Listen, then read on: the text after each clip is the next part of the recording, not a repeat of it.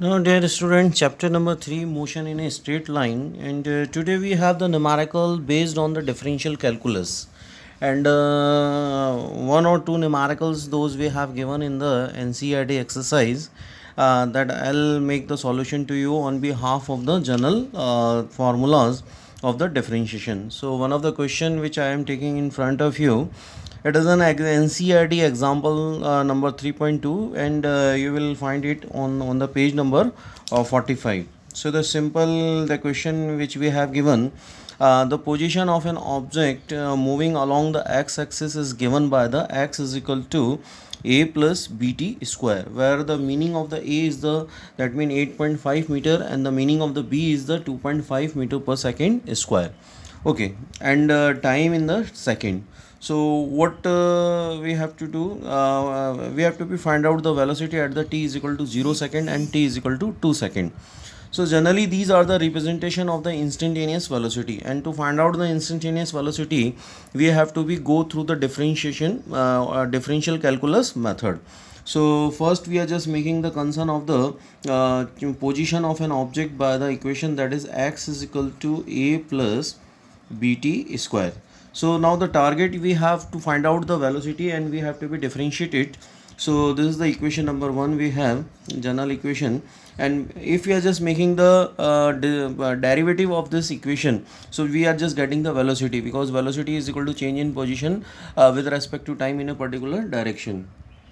So velocity at the particular instant of time, so we are just getting that dy by dt of the function x with respect to time, that is called the dy by dt, that is a plus bt square. So this is the general operation we are applying on a position, and in the result we will get the velocity. The velocity is equal to dy by dt of, that mean a, plus dy by dt on the bt square.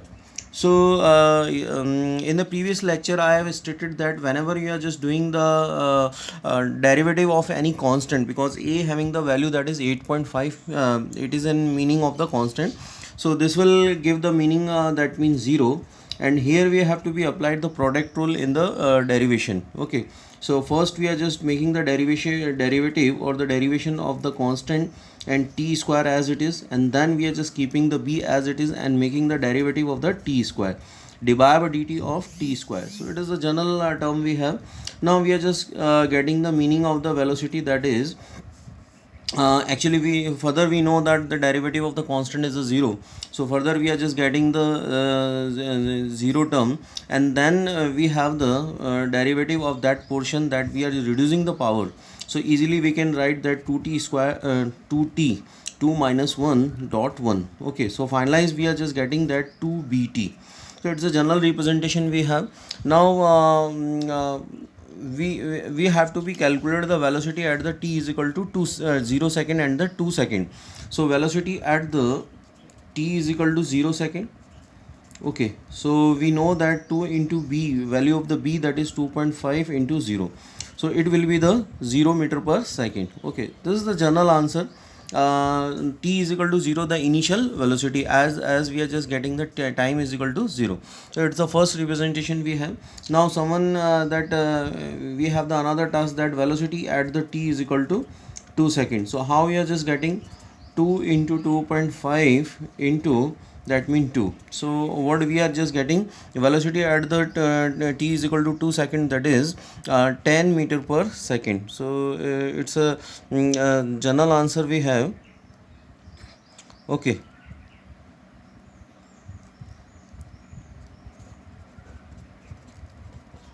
so this t is equal to 2 second is the instantaneous velocity, this t is equal to 0 second, it is the instantaneous velocity. So this is the general use of the derivative portion in the physics, so easily we can go through with the solution of the problems. Now students, second portion we have, and we have given, that is find out the velocity between t is equal to 2 second to 2 is equal to 4 second. So it's generally the part of the average, so easily we have got the velocity at t is equal to 2 second in the previous portion, that is equal to 10 meter per second.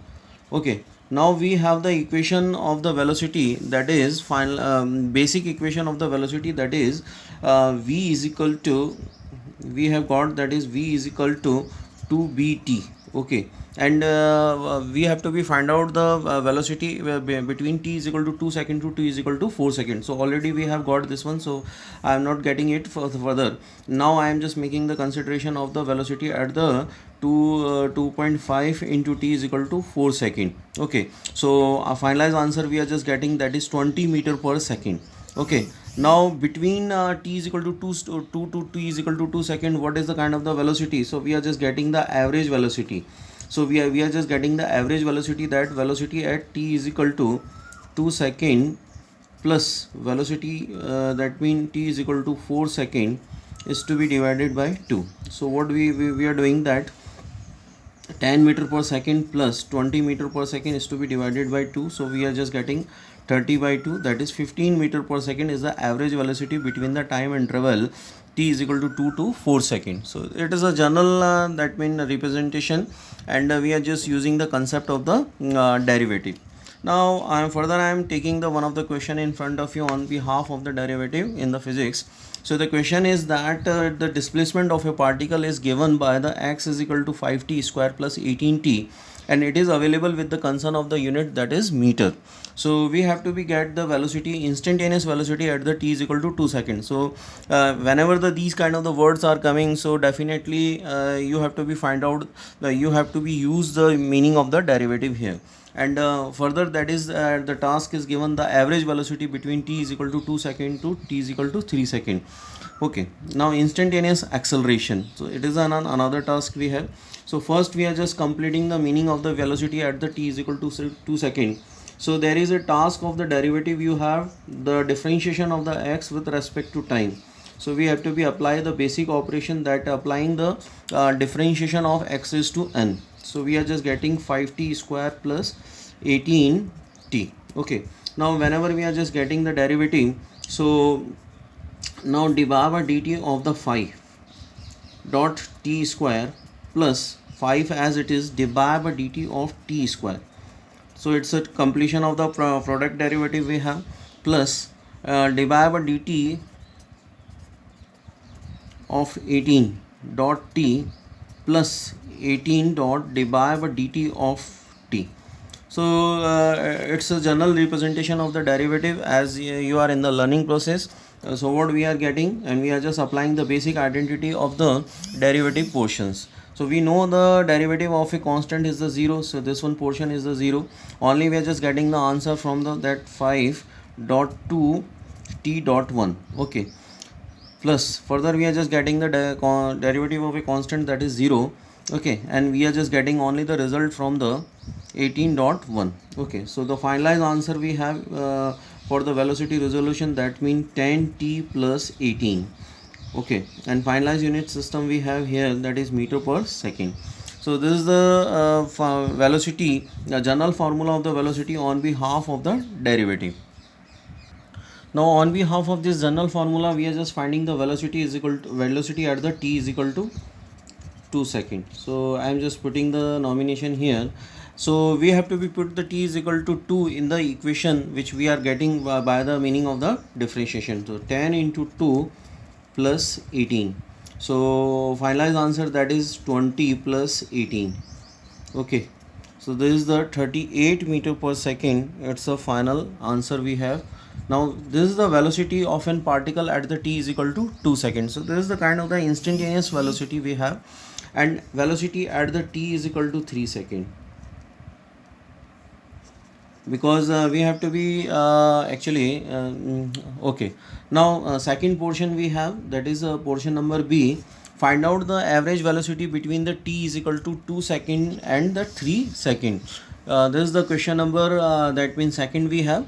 So already we have discussed the velocity at t is equal to 2 seconds. So now we are just getting the meaning of the velocity at the t is equal to 3 seconds. So what actually we are doing, 10 into 3 plus 18.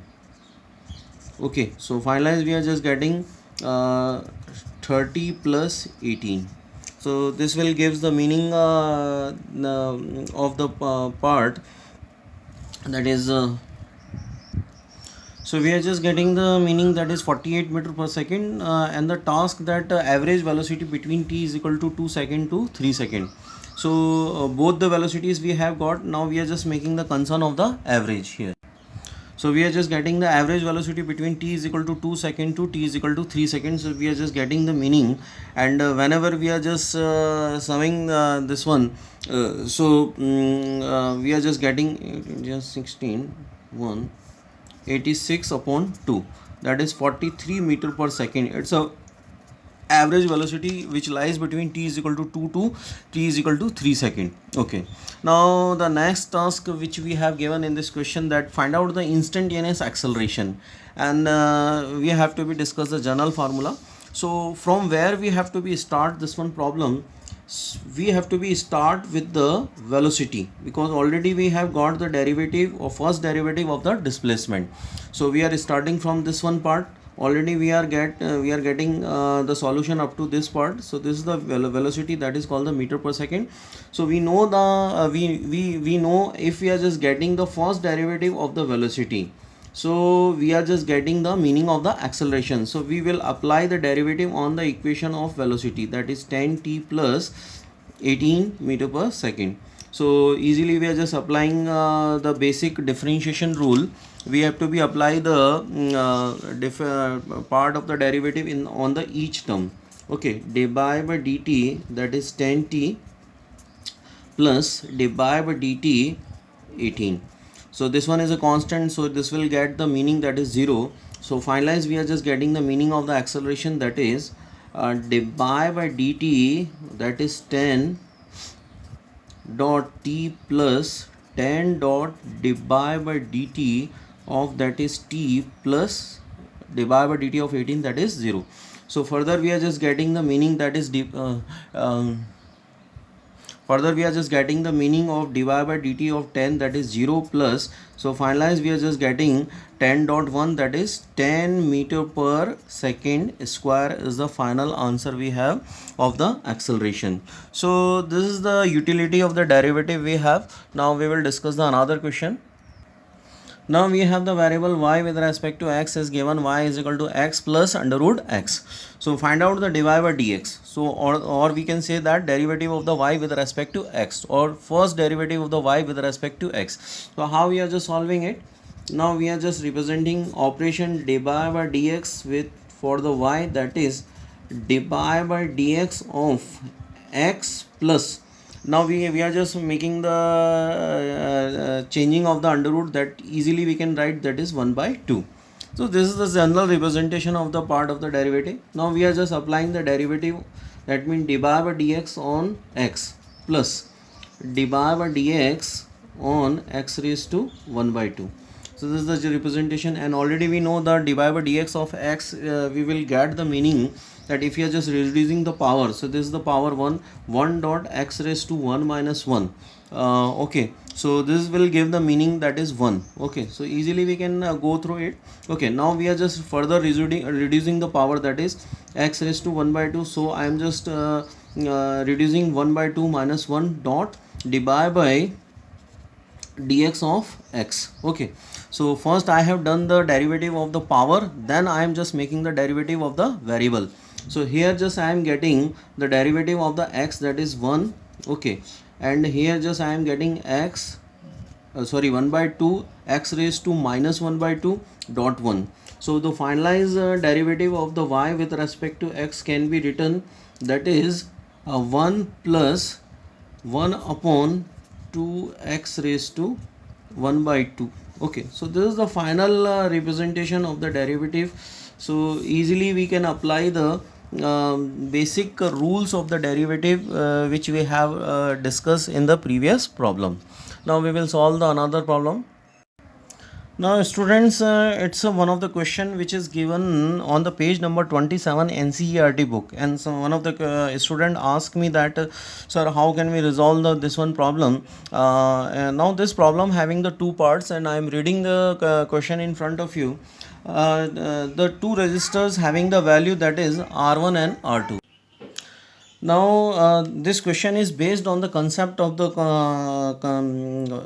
combinations of the error. Okay, so one of the query is that find the resistance in the series and the parallel combination with the error limit. And but then in the NCRT one of the standard formula is given, and so the students are bound to do the calculation by this formula. So how this is coming? So one by one we are just solving the part. So whenever we are dealing with the concept of the that means resolution of the resistors in the series combination, so easily we know that RS can be stated as R1 plus R2. So whenever we are just dealing that error in the sum, so finalized formula we are just writing that answer of, with error limit, that resistance with error limit. So we are just getting that mean RS plus minus delta RS, that is equal to RS is equal to R1 plus R2. So it's a general formula plus minus. So we have to be add the absolute errors. So delta R1 plus delta R2. So this is the general formula we have, and we are just putting all the values here. So R1 having the standard value, that is called the 100, R2 having the standard value, that is called the 200, and the absolute values, that is 3 plus, that means 4. So finalize you can give the answer, that is 300 plus minus 7 ohm. It's the answer with the error limit in the series combination of the resistors.